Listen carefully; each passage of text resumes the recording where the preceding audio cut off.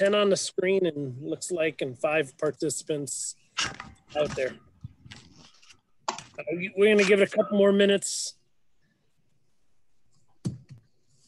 And then yeah, if you could give it a couple minutes.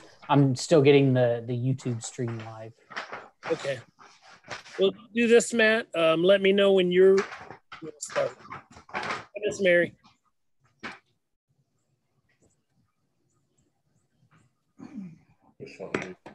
There's our attorney, so now we can start.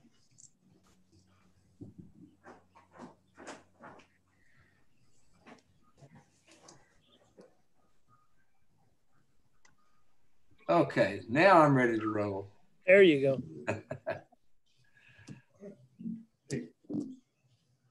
Y'all can hear me okay? Yes, we sure can, Miss Mary. And what we'll do is Matt's going to control everybody as far as the engineers, applicants, attorneys.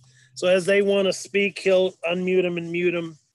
And then if it gets too noisy, because it looks like there's about 12 of us on, what we may or may not do is ask you to mute yourself unless you need to speak.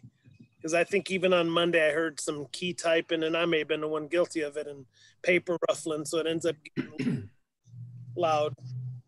But just Matt, let me know when you're ready, because it's close. We're waiting on Matt Summers to get us. I guess he's gonna make sure that it's YouTube streaming live.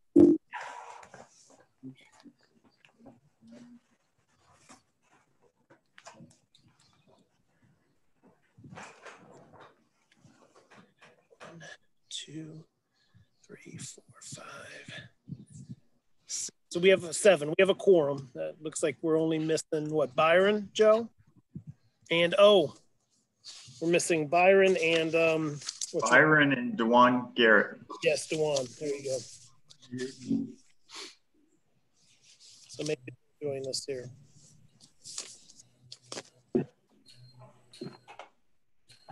Mark, it should be all set. Okay, all right, and it looks like it is 6 o'clock. So with that, we'll start the meeting. Georgetown-Scott County Planning Commission, May 14th of 2020. And something just happened to my screen. Like half the people just disappeared. Matt, are we still good? We should be. Can you see the PowerPoint? Yes, I can in the background. Okay, so there's probably an arrow or something on the cameras of the other commissioners. Gotcha. So if you can kind of flip through them that way, but it kind of moves All into right. the side. So thank you. So May 14th, we will start with introduction of Mary Singer. And just for the record, she was sworn in at our workshop on Monday. Welcome, Mary. And Thank you. And then we'll jump in. Approval of our March invoices. So if everybody's had a chance to look at those, if not, and if anybody has any questions, please answer away. If not, I'll need a motion. I would move that we approve the March invoices. So we got a motion by Mr. Smith. A second. And a second by Mrs. Mizell. All in favor, say aye. Aye. Aye. Okay. Opposed? None. Approval of the March 12th minutes. So take a look at those. Again, if you have any questions, corrections, most importantly. And then Charlie, more than likely, it looks like I'll have to probably sign these and maybe drop these off at your office tomorrow or something. Normally, I know I sign these and get to you, Charlie. If you could, Mark, just put those at the P&Z office because both Margaret and I will be out tomorrow. That's fine. Sounds good. I'll get them first of the week. Okay. I make motion for Motion approval. by Mrs. Mizell. I'll second. Second by Mr. Stone, I think I heard. Yes. All in favor, say aye. Aye. Aye. Anybody opposed? Okay. D, items for postponement or withdrawal. There are several. I'll go through them. I know we've got, looks like we've got at least probably 8 people in attendance besides the attorneys and commissioners. So I will read through them for the public and anybody else who is here or on this. We've got ZMA 2019-50, the Georgetown-Scott County PRTF That has been withdrawn. FSP 2020-10, the Hunt property, has also been postponed. So if you're here for that, that has been postponed. And the under new business FSP 20-12, the Richard Dozer property, that has also been postponed. The FSP 2020-13, the Snowball Trust property amended. That has also been postponed. Joe or Ben, or is there anything else that has been either postponed or withdrawn? No, there are no other changes. Okay, thank you. Consent agenda. Do we have anything? I thought we had a couple that were consent eligible. I think we actually have 2 items that are consent and a third that's potentially consent. So item C, the Spradeland property, is consent eligible. Item F, the Onheiser company property, is potentially consent eligible. It just has gravel, a variance for gravel in it. If you all were okay with that, it's eligible. And then item G, Ashton Grove, is consent eligible. Okay. Now, Matt, I guess with you having control of everybody, do you need to unmute everybody and ask if anybody wants to hear those 3? I can read them maybe one at a time, seeing that this is, I want to make sure that anybody and everybody has an opportunity to speak. You want me to do maybe one at a time? Yeah, I would do one at a time, and then I'm going to put it back on this other slide. So if somebody as an attendee wants, I guess, as you would say, wants the application to be heard, they either want to know more information about it or they're opposed to it, they can use the raise their hand function. I think the PowerPoint should be showing them how they can do that, whether they're on their phone or on a computer. Sounds good. So I'll start with the first one that's consent eligible is FSP 2020-14, the Spradeland property final subdivision plat to subdivide a 5-acre tract and a 6.35 acre tract from a parent tract of 82.7 acres located at 1019 Burton Pike. So is there anybody that either would like to hear it or potentially hear against or for that would like to speak? Mark, if you remember on Monday, Michaela had a question about the access to that back track. And since then we had gotten a change there that shows the road being accessed through that other property. Where did that change? Was it an email? Because I'll be honest, I don't remember seeing it. Yes, Yeah. It was an email. It come from you, Michaela? It came from Janie. Okay. The only change was just the additional access easement. So it essentially extended and forked off the access easement to go to the remainder tract. That way we would have access for the remainder tract and the 2 new proposed tracts. Gotcha. And you're okay with that? Yes, I wasn't in support of the original submittal because it wasn't showing access, a viable access to all the lots. But now that they've made that change, I am recommending approval of the application. Okay. So if we don't have any, thank you, Mr. Mifflin. I appreciate you bringing that up. And I apologize, I must have missed that one, so I'm gonna have to look back. Anybody, again, I'm looking for hands from, so anybody either here for or against this application. If not, it's consent eligible, and I think we could maybe vote one at a time. I don't see any hands. Matt, do you think besides hands, would it be a lot of trouble to unmute everybody, or do you think it'd be just easier with the hands? I mean, we could unmute everyone. It just might end up being kind of loud, but I can do that if you would like. Yeah, if you don't mind, maybe let's do it. Like I said, I hate to have a complaint that somebody was here against it and couldn't get our attention. Yeah. So, all right. Again, anybody on this call that's against this application or would like to just speak? All right. With that being said, I need a motion then to approve this as consent. Should have hit that. I also like you. Mr. Chairman, can you hear me? I hear Steve, Mr. Smith. Yeah, I was going to make the motion that we approved FSP 2020-14 Spradlin property by consent. Okay, I got a motion by Mr. Smith. Second. A second by Mr. Mifflin. All in favor, say aye. Aye. Aye. All right, passed by consent.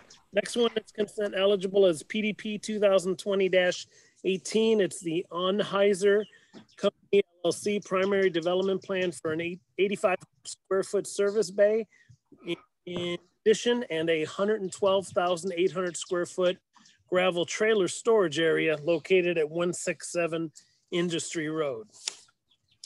So this is consent eligible. Matt, if you don't mind, and then if anybody has any questions, concerns from the general public, you can either click on the raise hand or Matt is going to unmute. So if anybody does have concerns or wants to hear this one, we'll definitely hear it. Otherwise, I'll, in a second here, I'll take a motion to approve consent otherwise. Well, Matt or the owner or engineer with us tonight? They're both on. Okay. And so they understand that area is to be blacktopped. They don't have a problem with that. I assume not, but I mean they're on. They could answer that if they wanted to. I would probably like to verify that from either the owner or the attorney or the engineer, whomever's on, if they'd like to speak just briefly on that. That Monday's meeting, they weren't there or on, I don't think. And there was, I think the question came up. The engineer was on. The engineer was on because he did answer the question. I think we did ask him if that grayed out area was in fact going to be blacktop. And I think he did in fact answer yes. This is John Hunt, the engineer. Yes, that is correct. It was a typo on one of the versions you saw. I apologize. But yes, the grayed out area on the north side of the existing building and the new addition will be asphalt pavement of about 32,560 square feet. Okay, thank you. Thank you. Okay, we have nobody here against this application or otherwise to speak against or even for this application. I'll make a motion, or I'll ask for a motion by the commissioners to approve this by consent. If there's no further questions. I make a motion. A motion by Mrs. Mizell. I'll second. And that's a second by Mrs. Singer. All in favor, say aye. Aye. Aye. Any opposed? Okay, passes consent. Next one, consent eligible is PD 2020-19, Ashton Grove. Oh, before I go forward, Mr. Perkins, did you want to say how we were going to get these signed by each of the applicants? You want to talk about that, Mr. Perkins? I would suggest we do it the same way that I signed the conditions of approval prior to the meeting. They contact by phone the office and set up a time and drive up to the side door, and the conditions can be brought out, signed by them. They can take one from there and staff can bring in the other. So for Spradlin and Untitled and of course other applicants going forward, keep that in. Normally you would approach the commission at court and sign it and get everything signed and taken care of there. With all the COVID-19, we'll make it as a condition. It has to be, the conditions of approval have to be signed at planning and zoning, and Charlie will, I think, have them pre-signed, correct? Yes, they're already signed and waiting for them. They're already signed and waiting for them. Thank you, Charlie. Appreciate that. So next one is with the last one that's consent eligible is PDP 2020-19, Ashton Grove, which is a preliminary subdivision and development plan approval request for 1-story, 13,000 square foot commercial building 2.35 acres located on the south side of McClellan Circle and Bevins Lane. Do we have anybody? And this was one we talked about. I think there was some questions maybe on Monday and possibly some residents who may be there either in opposition of this, possibly tree lines, fences, etc. So is there anybody? And Matt, have you unmuted everybody? I basically gave all the attendees the ability to unmute themselves. Okay. So gotcha. If they want to say something, they could, or they could use the raise their hand function still. Yeah, just one thing I had is I did drive out there and look at the property, and oh my gosh, there are so many overgrown trees and shrubs along the 3 residents that adjoin this property. There was only one, and it was a little concerning. The furthest north single family home, there was a fence line with very little trees and shrubbery. So that I would just make sure that that neighbor gets probably a little more well taken care of. The other ones, I'll be honest, it looks like a jungle between the house and the parcel that we're talking about. So as long as it looks nice, I'll be fine with it as well. So any other questions, concerns? Otherwise, again, this is consent eligible. Matt, are you is this yours? That's mine, Mark. Joe, were there any other concerns you had? No, not really. Just we'll just make sure they protect those trees during development, protect the roots of the existing trees. And I did have 2 phone calls. I called 2 people back today, and they just had some questions about it, and they had no concerns. Good. So again, this is consent eligible. So no one else spoke up or no one has raised their hand that I can see. I do have a question. Oh, yep. It looks like Iva Garrison. Yes. I'm speaking on behalf. So for the record, and Iva, this is kind of tough with Zoom, but please speak up loudly, state your name and your address for the record. Iva Garrison, 111 Dogwood Drive. And then Charlie's actually going to swear you in. My understanding, we talked about this on Monday. Everybody who's going to speak, we're going to ask to swear in. Okay, can I stop you for just a second? I am her daughter. I am going to speak on her behalf. She is with me, just spoke with her. So are you swearing her in, or will you be swearing me in? Well, Charlie, do you want to swear Mrs. Garrison and the lady in? And then I don't know if anybody else is having a hard time hearing you. Yeah, I can't hear. Yeah, I can't either. Hold on just a second. Let me see if there's something I can do with the audio. Is this on the Ashton Grove, Mr. Chairman, or we started? No, this is Ashton Grove, I think, correct? It is, yes. Yes, and correct. So Iva Garrison's there, and I think she said there's another lady, or she's going to speak on behalf of somebody? I am her daughter. Oh, okay. My name is Melissa Yates. Can you hear me? You're fading in and out. It's a really weird connection. I don't know why there's a problem. I Zoom every day. Huh. Okay, just a second. Mute everybody else except for Iva, or the connection. Maybe that'll help. Mute 70.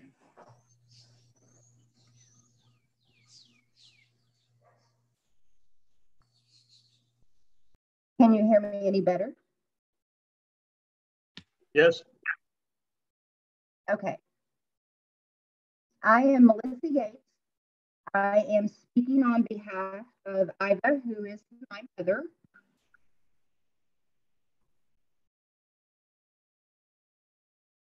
Still nothing? Oh, we can hear you. I've just muted everyone else. Okay. Mark, I can't hear you. I can't hear you, Mark. Matt, there you go. Matt, okay. I couldn't unmute myself. Could you unmute Charlie and let Charlie swear her in? And then I'll mute myself. Am I open? Yes, Charlie, go. Yeah, would the witness number one state your name again for the record? I did not hear it. My name is Melissa Yates. I am the daughter of Ida Garrison. All right, and are the statements you're about to give to the truth to the best of your information and belief? Yes. Thank you. Okay, I did have some questions. I know there have been some things discussed about a building, a commercial building going in behind her home. She's lived here for 47 years. We've been through several years of blasting and a lot of noise due to the development of the assisted living behind us. The bypass went in before that, which was a very big disturbance. My father has just passed this past year in September. My brother lives here with her. However, it is a constant, I'm going to call it a disruption. It's and another building going in. And may I ask what type of commercial one-story building that is? We've heard it was going to be a gas station. Is that true? Well, I can answer it fairly quickly. It is going to be well, you know what, Charlie, if we're going to get into discussion, should we just hear it then? Do you think, or do you think we can? It may be that there's just a simple question or two. We could do that and go right back to it. If it's going to be fully heard, then perhaps you want to go back to Let's try to answer it real quickly for her. I think that'd be fine. So what it is, and I'm going to pull it up here. It is a 13,000 square foot building. Looks like it has 65 parking spaces, for handicap. And it looks like it has the potential to be divided into 4 separate units. The applicant, and Kevin Rich, I'm assuming, is on this call, really did not allude in a previous meeting. They talked about it was not going to be we kind of jokingly, and this was several months back, so it's not going to be a nightclub, a bar type facility. There's thoughts of it being more of a potentially a pharmacy for the residents and potentially maybe a couple other stores. What I did understand, and again, Mr. Rich can chime in a second, is my understanding is it's not going to be a late night establishment of any kind that I'm aware of. And if there is a potential of that, Mr. Rich probably could speak to that.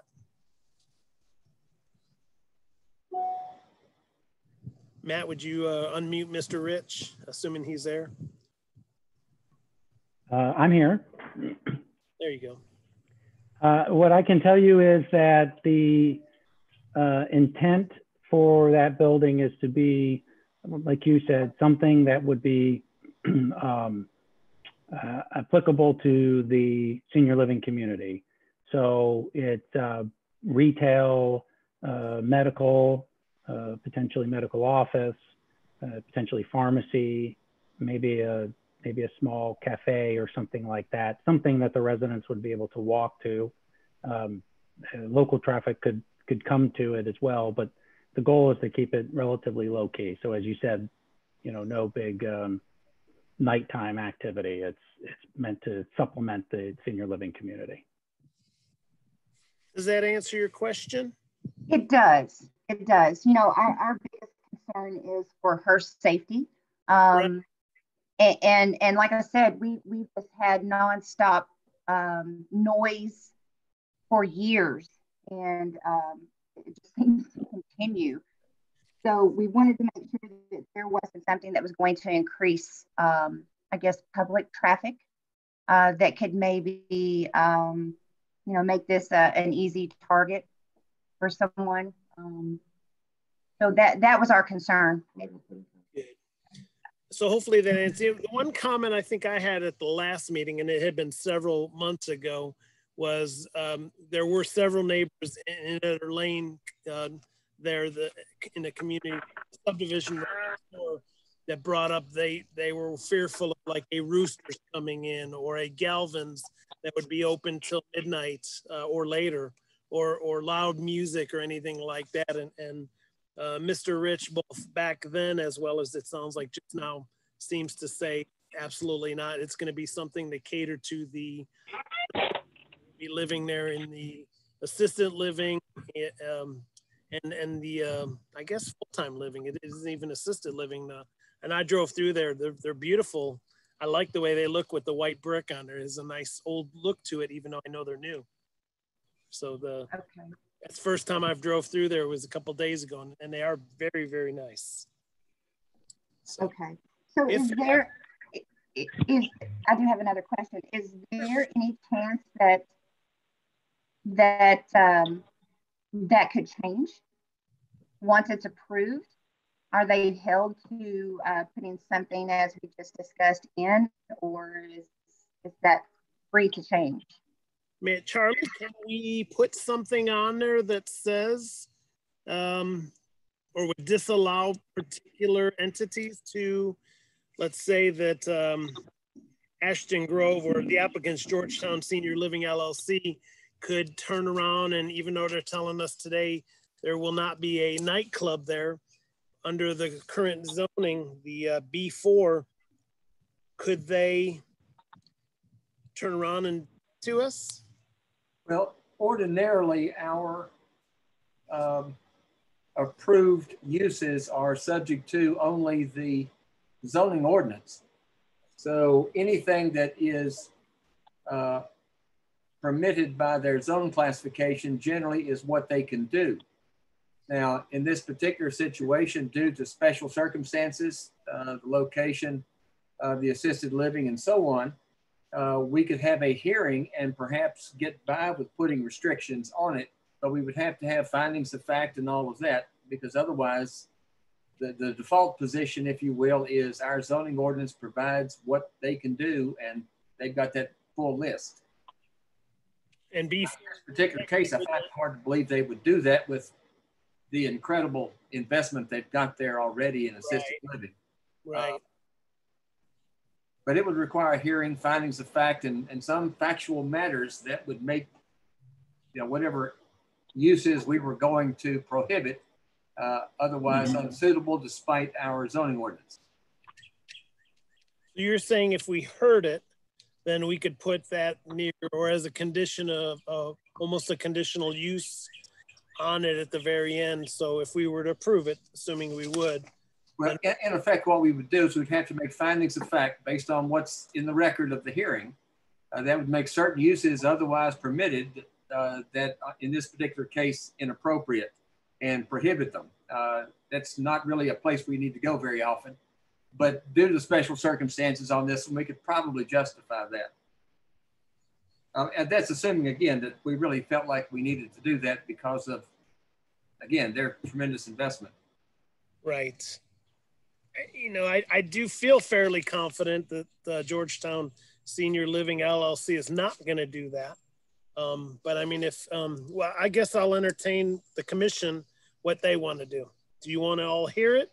And then we can put some special conditions, or do you feel comfortable enough with Georgetown Senior Living to potentially still approve this as consent if we feel comfortable enough that they will in fact only put what they're saying they're putting there?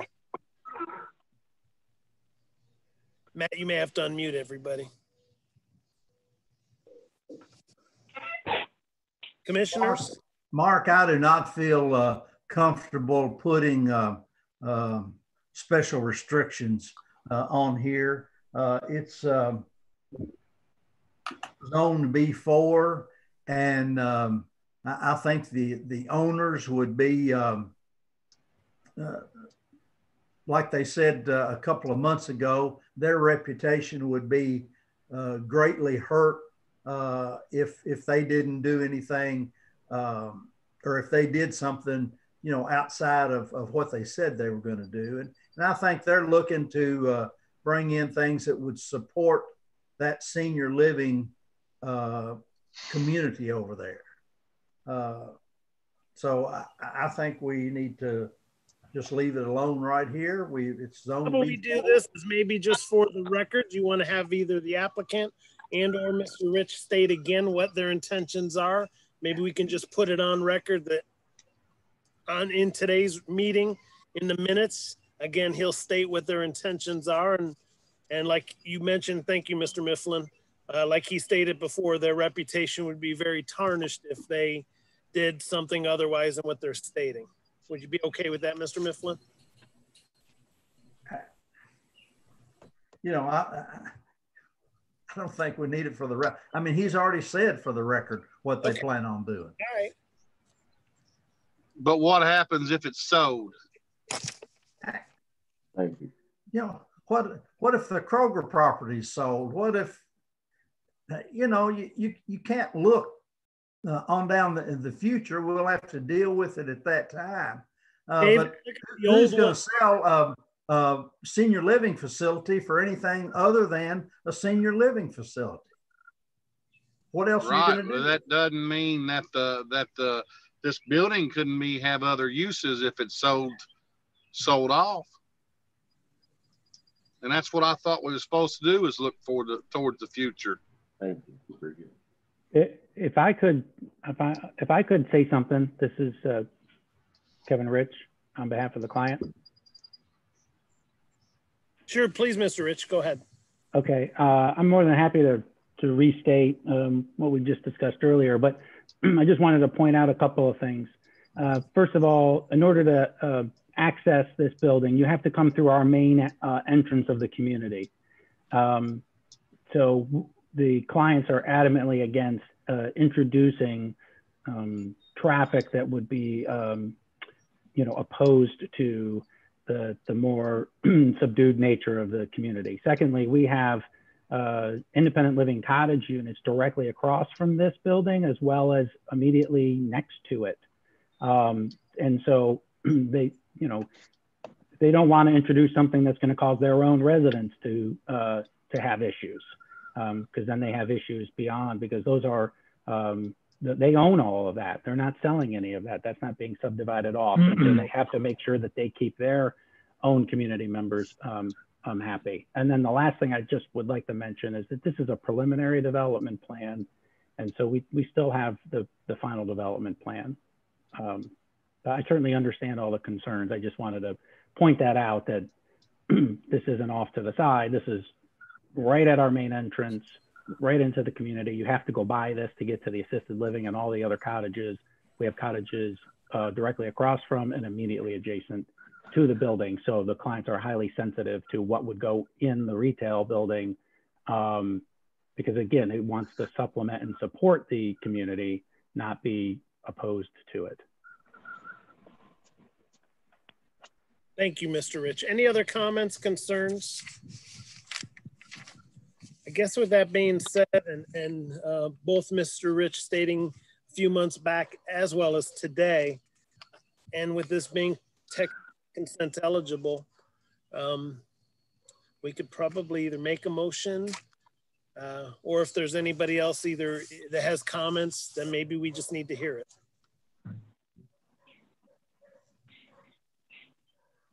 Mr. Selsky?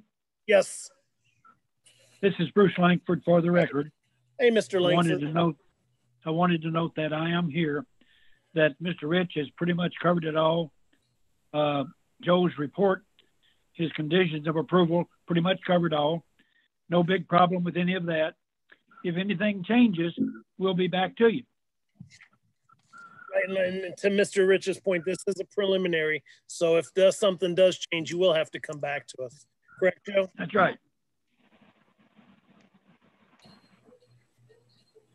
Okay, well then I guess we could probably entertain a motion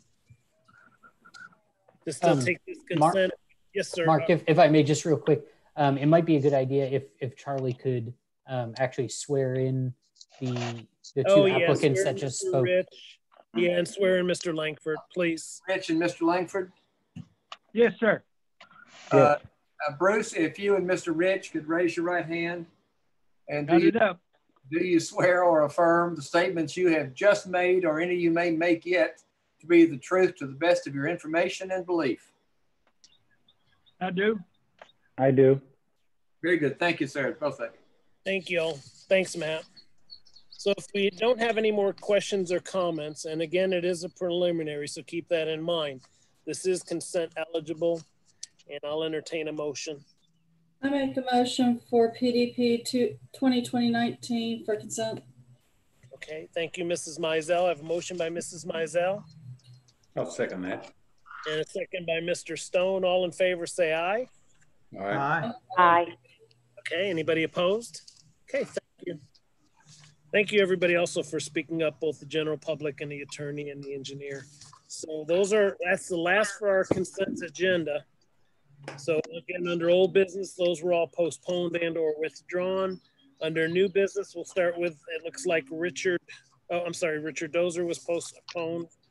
We will start with PDP 2020-15, Action Equipment, Preliminary Development Plan to construct a 21,373 square foot manufacturing building located at the corner of Demand Court and Supply Court in Lanes Run Business Park.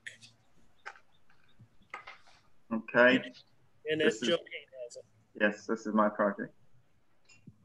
Okay, this is in a request for preliminary development plan approval for an industrial building on a vacant lot in Lanes Run Business Park West, 2.5 acres. It's zoned I-1 enhanced, which enhanced means it has to follow the BP1 Lanes Run Business Park performance guidelines.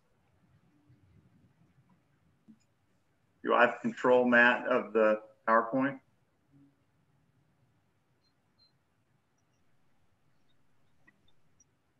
I think you should try clicking on the PowerPoint and then using your arrows. Okay, you may have to move it. Oh, there we go. Okay, this lot is, I will use my pointer. It's triple frontage. So it's off Cherry Blossom. You turn on Delaplane and into Business Park West. This is Supply Court and Demand Court. There are a couple unbuilt lots in that area of the park. This is the lot in the middle that we're talking about. It's a vacant lot with some fill. The eastern side of the lot is a conservation easement, so it can't be further disturbed. It's a drainage, essentially natural drainage easement. The proposed building is going in the center here with triple frontage. The applicant currently owns and operates a business across the street, so directly to the west. They're looking to expand on this lot with a 21,300 approximately square foot building. The main issue with the application, as far as it relates to our regulations, is that because of this conservation easement, the size building they're looking to do won't fit on the lot with 50-foot front setbacks. So each frontage on the street requires a 50-foot setback. So all buildings have to be behind that 50-foot line.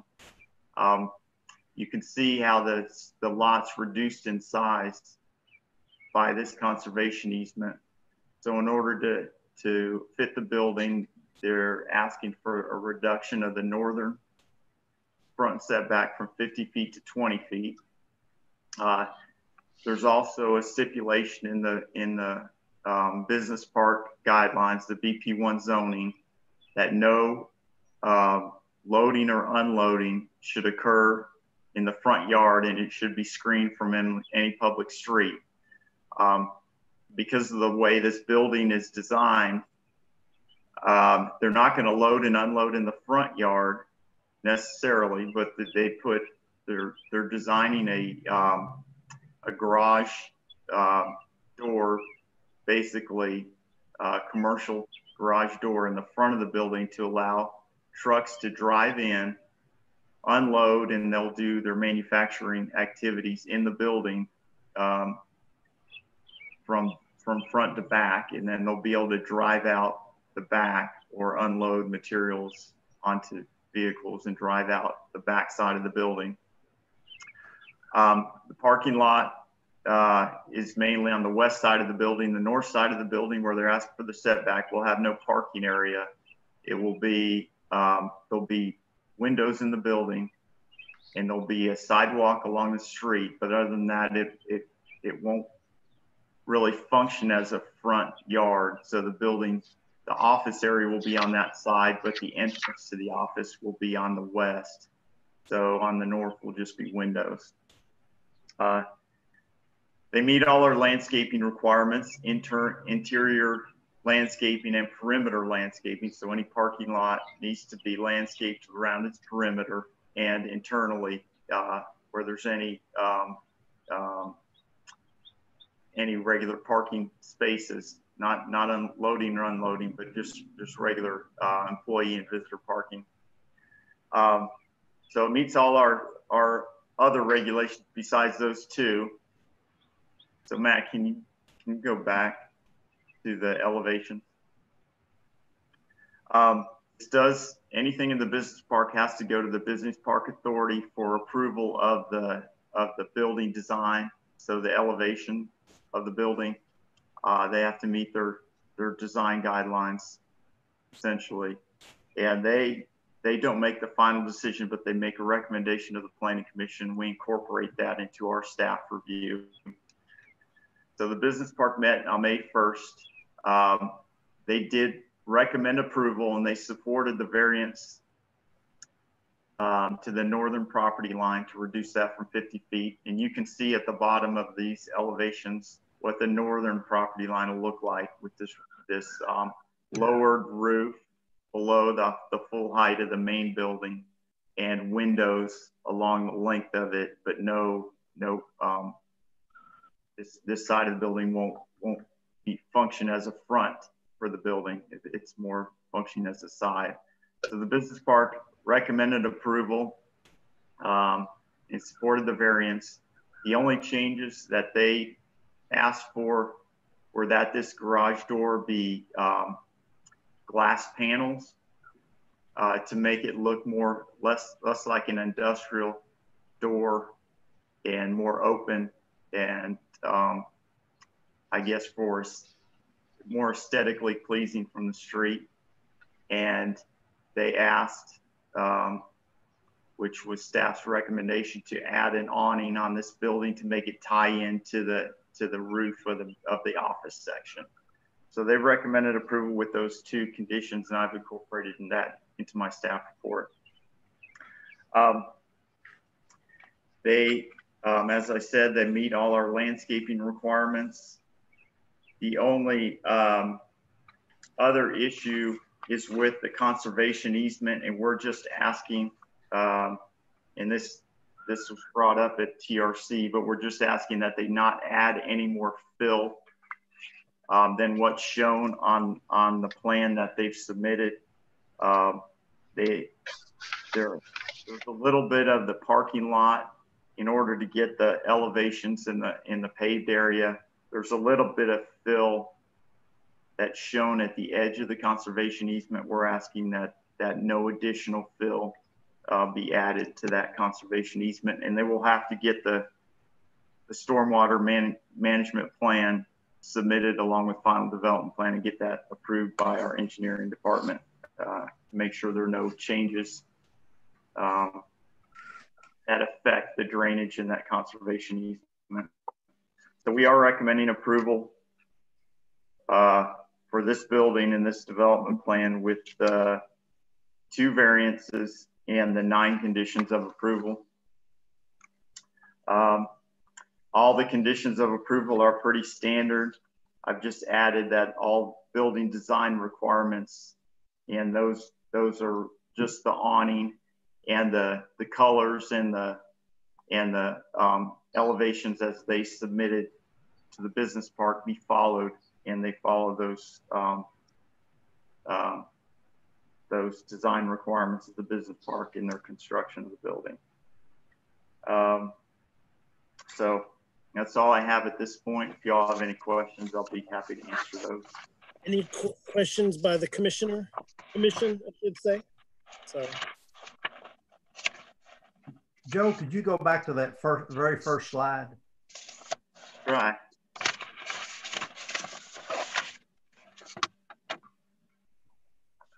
The slide with the site statistics or the drawing or no, with the like, no, go back one more. Probably there you go, that one. No, like it wasn't a topo, but like there, that one right there. So have they contacted the two businesses across from them? Do they have any problem with the layout of the building with that basically a garage door on the front there? They notified, as part of their notification, they notified all their neighbors. This is actually their this is their existing business right here. So this is them. This is Action Electric right now. So that's their building. This is actually an overhead door sales.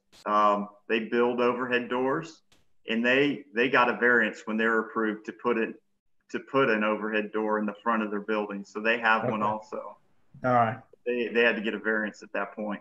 So I guess that's a moot point then.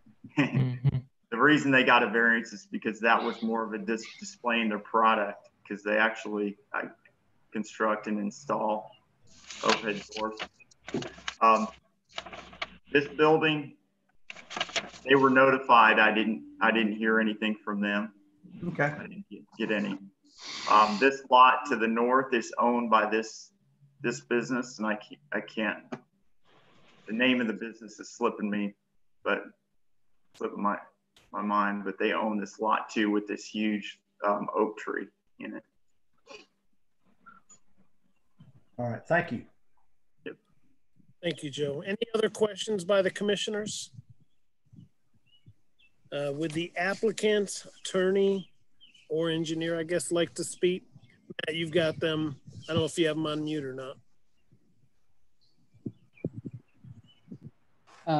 Daniel Rayner is here. He was unmuted a second ago.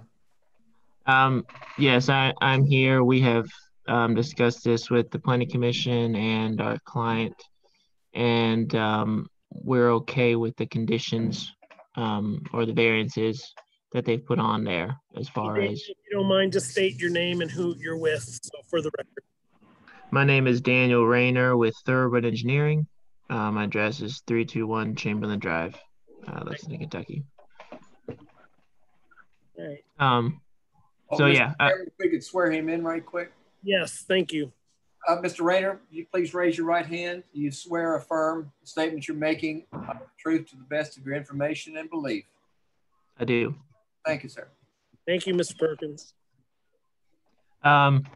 So yeah, as I was saying, we're in agreement with what Joe said. He did a good job describing it. This property is constrained on 3 sides.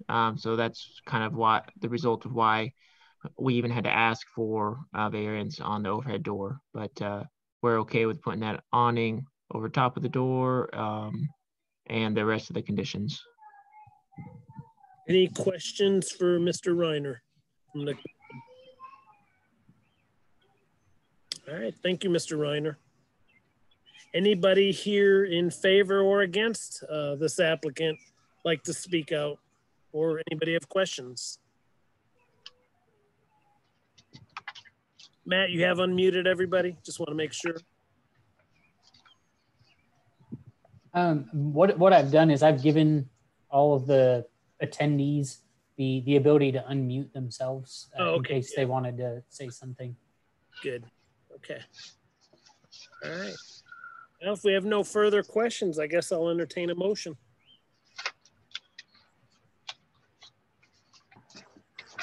So moved. Did I hear Mr. Mifflin make a motion? Yes, I'll make a motion to approve PD 2020-15 for Action Equipment with the variances and conditions of approval that the staff has proposed. So I've got a motion by Mr. Mifflin. I'd second it. I got a second by Mr. Smith. So all in favor, say aye. Aye. Aye. Anybody opposed? All right, motion carries. Thank you all. Next on the agenda is PSP 2020-16 and PDP 2020-17 Clark Central LLC preliminary subdivision plat to create a 1.5 acre tract with a 3.01 acre remainder tract and a preliminary development plan to construct a gas station with 9 fuel pumps and a 4,900 square foot convenience store located at 385 Cherry Blossom Way. Thanks, Mark. All right. Yep, this is application. I'm going to go through the final subdivision plat first, and then I'll go over the preliminary development plan. But the property is located at 385 Cherry Blossom Way, and it's zone B2 highway commercial. The surrounding zones are B2 and A1 agricultural. The project site with the subdivision plat, once it's approved, is going to be 1.45 acres, and its access is off Cherry Blossom Way spur. Hopefully I can get this PowerPoint to work here. There we go. All right, so this is the project site here. So this is the full 4.5 acre tract before it's been subdivided. So the project site will actually be to the north here. You can see that this is Cherry Blossom Way here, I-75. There's a small access road that comes off of Cherry Blossom Way. This is Cherry Blossom Way spur. So this is how the site will actually be accessed. There we go. All right. Oh, shoot. Sorry. I'm getting impatient with it.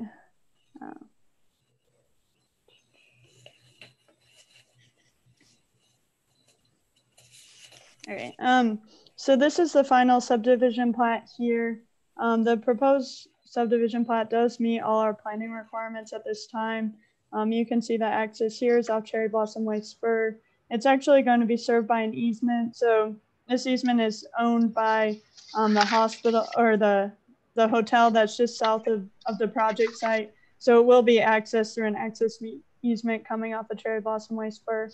But like I said, the final subdivision plat step, it meets all our planning requirements. We will ask that they clean up some of the erroneous details on the plat for the final, just so it's a little bit more clear where the property lines are and whatnot. But I don't really have any issues with that. See here. All right, and then this is the preliminary development plan that I can go through. So I kind of already discussed the access here, but this is the proposed canopy that's going to go over the 9 fuel pumps that they're proposing. And then this is the proposed convenience store on the 4,900 square foot convenience store that they are looking at. So with this proposal, both the convenience store and the canopy won't meet the 50-foot setback requirements that we have from Cherry Blossom Way here. So the convenience store will be 36.7 feet away from the property line, and the canopy will be 42.5 feet away from the property line. So they are asking for a variance to reduce the setback requirement on that. For the parking, they're proposing, I just want to make sure I get this right. They're proposing to provide 19 parking spaces. I would say typical parking spaces that you can see here, 6 along the front, 7 in the rear, and then there's 6 right down here, just south of the access easement. We would require 33 spaces for a use like this. They are asking that the fuel pumps act as parking spaces. So that would add an additional 18 parking spaces. So I am asking the commission to make an interpretation. I didn't put it down as a waiver.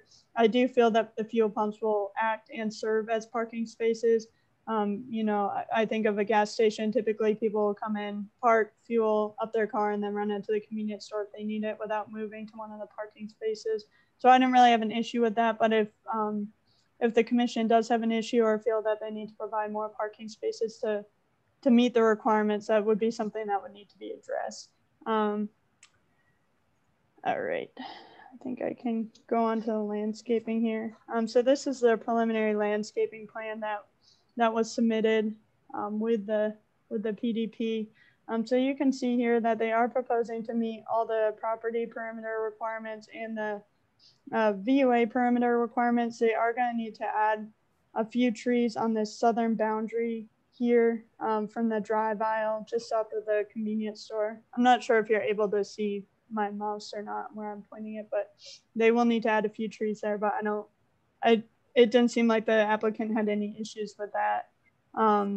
As far as the interior landscaping requirement, this is where they're asking for a variance. Based on the VUA, it would include the fuel pump area and the driveways, access easements, and whatnot. They would be required to add 5,209 square feet of interior landscaping area, and they're only proposing to put 881 square feet in and reduce the number of interior trees from 21 to 17.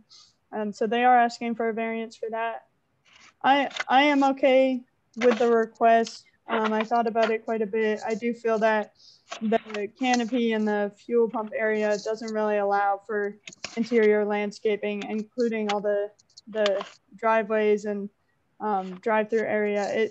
It seems like there's not a large parking area. The most parking spaces that are contiguous are 7. So I do feel that with the landscaping, interior landscaping that they're providing, they are trying to put it around the parking spaces and provide what they can. There's just not much additional space on this site that would allow for interior landscaping area. So I am okay with the layout as it's shown. I did look at some other gas stations around the city as well, and it seemed like they had pretty similar layouts as far as the interior landscaping that they were providing. So, but beyond that, the only other thing that I had to mention is they were a little bit shy on their proposed canopy requirements. So for the final, they are going to have to meet that. I think with the additional trees that they're going to have to add on the southern boundary to meet the VUA perimeter, that shouldn't be an issue. So, and then this is a revised plan that was submitted after corrections. I think I briefly spoke about it at workshop, but essentially the only change is that they're looking to compact the fuel pump area and then reduce the canopy that's going to go over that. So with this change, the canopy would actually be meeting the setback requirements. I left it in as a requested variance just because this wasn't something that we reviewed in the staff report, but I just wanted to show it to you guys that for the final, this is what the applicant is proposing. So there will be an additional space between the property line and the canopy. So they really are only asking for a variance from the front yard setback for the convenience store here. So with that, I am recommending approval of the application with the 3 variances that we discussed. So reducing the front yard setback sorry, I'm not sure why that moved.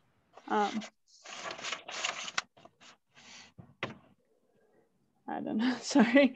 Reduce the front yard setback from 50 feet to 36.7 feet for the convenience store and from 50 feet to 20.8 feet for the canopy, and then reduce the required interior VUA landscaping from 5,200 square feet to 881 square feet, and the required number of interior trees from 21 to 17. I did recommend it with 8 conditions of approval. Most of them are pretty standard. The only ones that are not is I did ask that the final subdivision plat be recorded prior to the final development plan approval, and that they meet those 2 landscaping requirements I mentioned, so meeting the canopy requirement and also meeting that VUA perimeter screening requirement on the southern portion just below the convenience store. So I'm not sure if you guys have any questions for me or. Any questions for Michaela by the commission? Okay, thank you, Ms. Michaela. The applicant like to speak. I think I seen Ron Johnson's name and or anybody from Clark Central.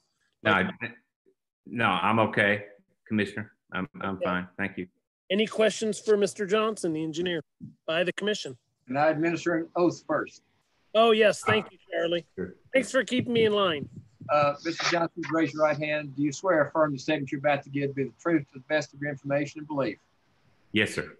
Thank you. Thank you, Mr. Perkins. All right. Anybody have any questions for Mr. Johnson? My one question. You understand what unnecessary details Michaela's wanting removed? Yes, sir. Okay, thank you. Mr. Smith, I think I heard your name. Yeah, my question was regarding the traffic situation at where you would access Cherry Blossom. I still have a little concern about the stacking distance. I don't know if he's had any contact with Kentucky Transportation Cabinet, or I don't know if we need a traffic study there. As it is right now, there's so much traffic coming out of Triport Road directly across. It's very difficult to make a left-hand turn there. And most people will be making a left-hand turn to get back to the interstate. Isn't there currently a light there though? There is a light there, but you have to yield to traffic from the other side. There is no turn. There's no turn lane, no arrow, no left turn only. Joe, with the addition of this being a gas station, would there be a requirement to add a arrow? I guess it would be a left-hand arrow back to the interstate. I think that would be a state issue, and I think the owner would be interested in getting egress as quickly out of the property as he could. I think that's something we should address. Yes, with DOT. I think you need to look at it is that there's very little stacking distance there. You know, you have two roads that come together, and there's only maybe 50 feet from Cherry Blossom over to this this new road that was created back when Toyota came here. So over the years, it hasn't had that much use, but now it gets to the point that you have people coming in from both directions and trying to figure out who needs to yield and who has the right of way. I guess Joe Kane, you're muted, but Joe, would you say then the state, would we ask them to put in a turn arrow in there? And then I do have one real quick question. So Joe, go ahead and answer that question. I think we'd have to work with the state. I'm not sure, Ben might be better to answer this, but there is a traffic committee at the city. I know this is because that hotel isn't going to nearly have as much traffic as this gas station. With this gas station being right off the interstate, it definitely will have a lot of traffic, and I'm sure that's their hopes as well. Yes. Yeah. I think as far as stacking, I think the stacking would back up into the gas station itself. You know, I mean, this may be able to stripe the road in a way that people don't block traffic. But Ben, are you there? Do you have any comments on how we coordinate with the state on something like this? Can you hear me? Yep. Yes, we. I guess first off, if Clark's can't, they're going to have to look at this for their own benefit. I mean, I don't think they're going to not want it, or they're not going to want a gas station there if they can't get customers in and out. So that's I don't think we can make it a condition that they get a left turn. They could do a traffic study and present it to the state, but the state is going to make their own decision. I guess we really don't have any control in this issue except to deny it if we think it's not feasible. And I'm not suggesting that either. Right. I know we've done this in the past. Can we not send a recommendation to the state asking for a left turn lane, or a left arrow, I should say? Charlie, you're muted. Not without sufficient information, I guess would be my. Thanks, Ben. Yeah, legally we can, but as Ben said, of course, we need to take a look at it first before we did that. Gotcha. All right. Oh, the question I had is, I was looking at the diagrams. Is there going to be a drive-through purchase cigarettes and beer with the? Yes, sir. Okay. Yes, sir. The drive-through went all the way around the building. So Yeah, it goes all the way around the building, yes. I did not want to assume. That's why I figured I'd ask. Yes, sir. Thank you. Any other questions by the commission of Mr. Johnson or Michaela, or any other questions in general? How about the from the public? Do we have anybody here that has any questions against, for, even comments for the applicant? All right, if not, then I would entertain a motion.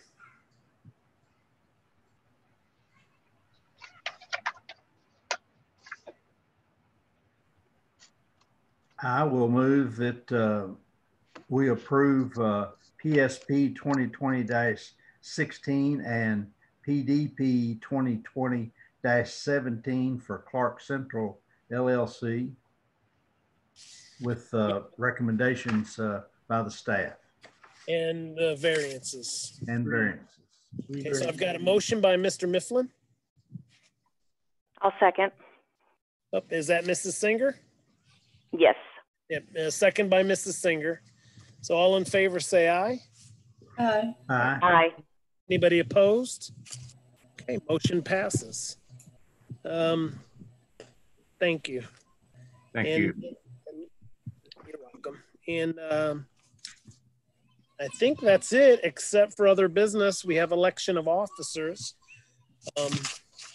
We did discuss at our workshop on Monday. And the officers were, I can go through them real quick. Myself as chair, Stephen Smith as vice chair, and the three executive committee were Mr. Stone, Mr. Mifflin, and Mr. Vest. And I guess we just need a motion to elect those off of the slate of officers. Should we ask if anybody else is interested in? Thank you, Mr. Smith. Is there anybody else interested in positions? Wants to run for a certain office? I think in the past we always declared each office vacated, didn't we? Or do we want to? If there's no objection, I guess we could present that slate. Yeah, I thought that's what we did Monday. As we said, what Charlie had recommended is presenting the slate as presented on Monday and just voting on it. But I figured for the record, it didn't hurt to go through the names just to have it in the minutes. And again, there may be somebody who wants to be chair or vice chair. I think we posed that question on Monday. This is good for 1 year, right? Correct. I think we vote officers in every year. Yes. So if we have no other nominations, I'll entertain a motion to approve the slate as read. I'll make a motion to approve the slate as read. So we got a motion by Mr. Stone. I will second the motion. And I think that was Mrs. Mizell, second the motion. All in favor say aye. Aye. Aye. Anybody opposed? Okay. And that's, I mean, then we've got the update of previously approved projects and agenda items. So please read through those. If anybody has any questions, please holler out. If not, I think anything as far as previous, I mean, anything moving right now that's noteworthy? Joe, anything, or Ben, anything you want to talk about? We're just, the budget is going through the city right now. So we got our budget approved.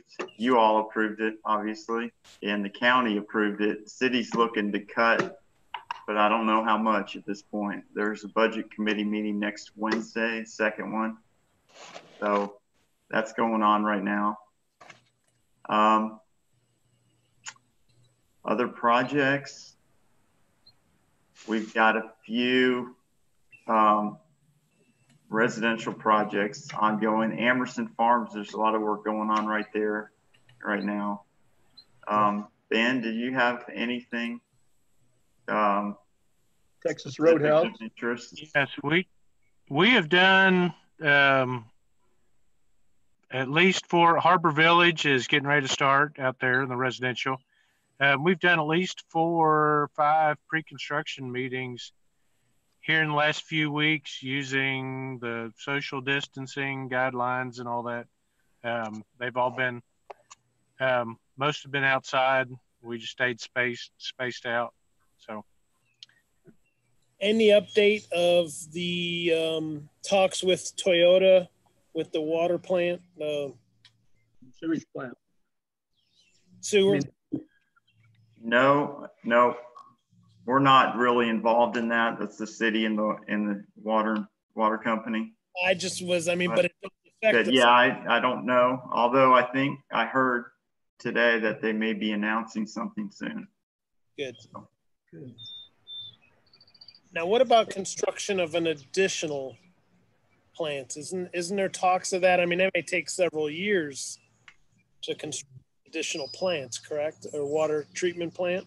Yeah, plant number 1, that's underway. So they're doing the design work. The design work may be done already, but that project's underway. It should be online in 2023, I think.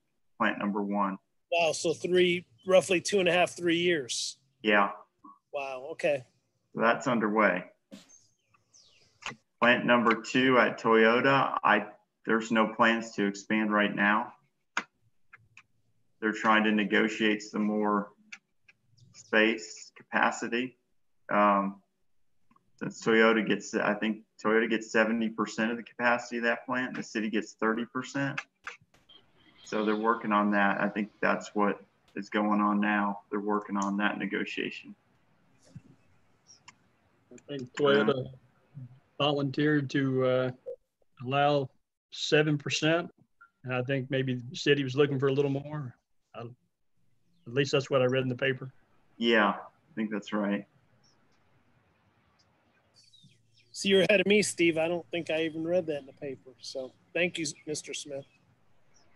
I remember reading that maybe a month ago. Is there any other questions, comments, thoughts? If not, I need. And for the record, it's 7:10, which I think is a really good meeting. 1 hour, a little over an hour. Outstanding. Don't like the new format. Can't wait to see you all in person. That's for sure. Yeah. Is there any chance we can have a meeting in person in June, or it'll be probably July or August? You know, as a bank, I mean, we're talking about opening one of our 2 branches here in Scott County, potentially June 1st, and the second one, June 15th. Those are potential dates, not anything in stone yet, but I know that's what we're doing at the bank. And of course, being a bank, wearing masks is going to be, we're trying to work through the details with that. It's going to be a little scary, especially if Mr. Mifflin walks into my bank. I think it'll be July at least, where we can do an in-person, just because we have to send out notices 2 weeks prior to the meeting. So we'd have to make that call pretty quickly on the June meeting. It just seems like maybe one more Zoom meeting and then hopefully July. I'm okay with not rushing into things. It doesn't matter to me though. Yeah. You mean like this, Mark? You know what? That's fine. Charlie, I can go off on a tangent and talk about the numbers and lack of numbers and percentages. And I think it's 0.0000 something of deaths and people who've gotten sick out of 4.5 million people in Kentucky. So don't get me started. The governor just announced groups of 10 or less can gather, you know, but I'm still staying hunkered in. I'm ready to meet out with anybody who's ready for a beer. I'm in, just let me know. I think the applications we got in for next month, I think they're mostly plats, minor plats type stuff. So, I mean, I think it can wait another month. Yep. Sounds good. Well, again, they need a motion to adjourn then. So moved. Motion by Mr. Mifflin, I think. Yes, second. And second by Mrs. Mizell. All in favor, say aye. Aye. Aye. Everybody have a good evening. Enjoy this weather. It's Night all. Again, Mary, welcome to our commission. Thank you. I'm excited to see you all in person.